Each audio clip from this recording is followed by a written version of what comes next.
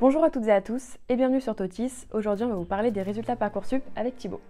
Bonjour à tous.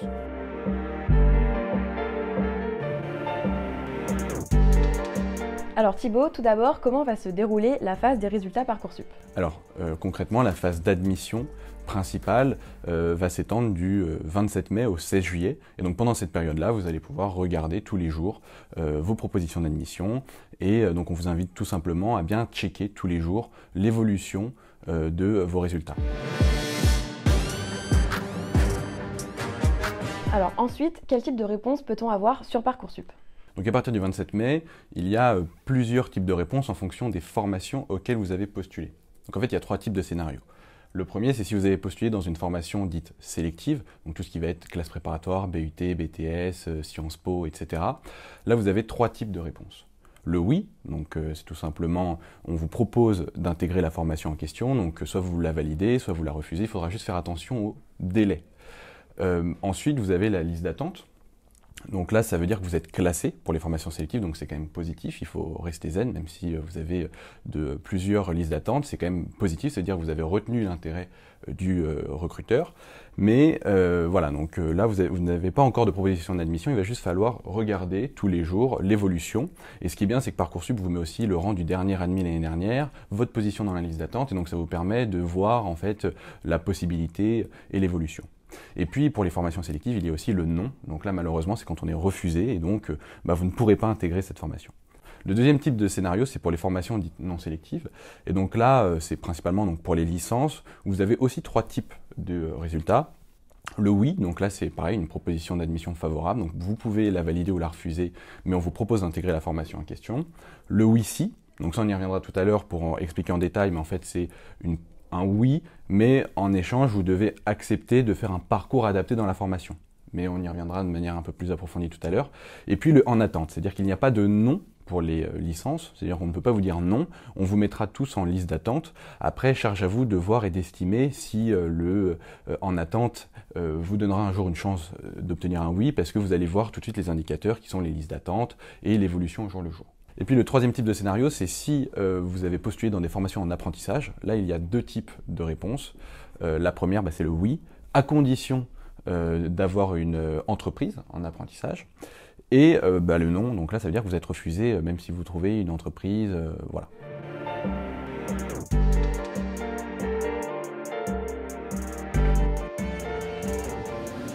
Peut-on accepter un vœu tout en gardant d'autres formations en liste d'attente? Oui.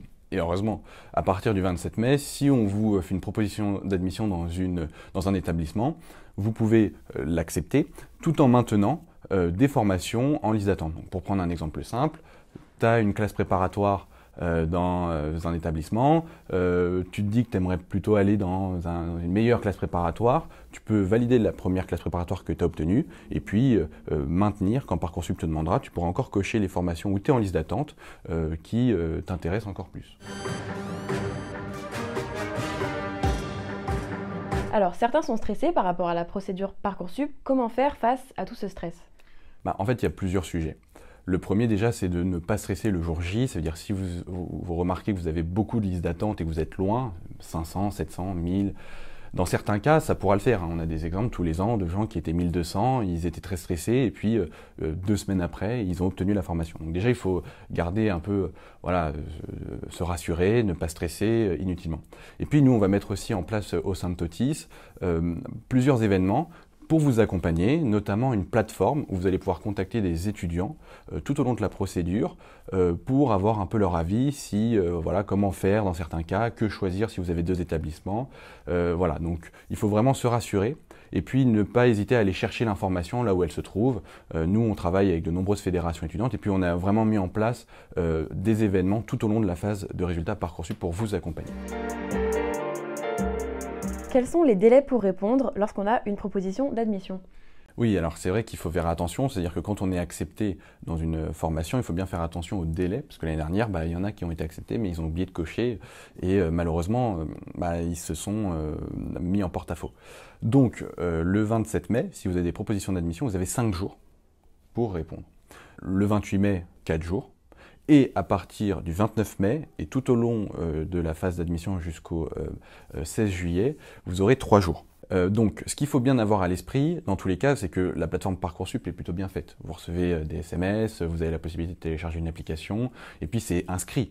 Mais voilà, il faut juste faire attention, parce qu'encore une fois, je me répète, mais l'année dernière, il y en a qui n'ont pas été vigilants et qui ont perdu leur vœu, parce que si vous n'acceptez pas le vœu, c'est comme si vous l'aviez refusé. Alors, une question qui revient souvent, qu'est-ce que le oui-si ?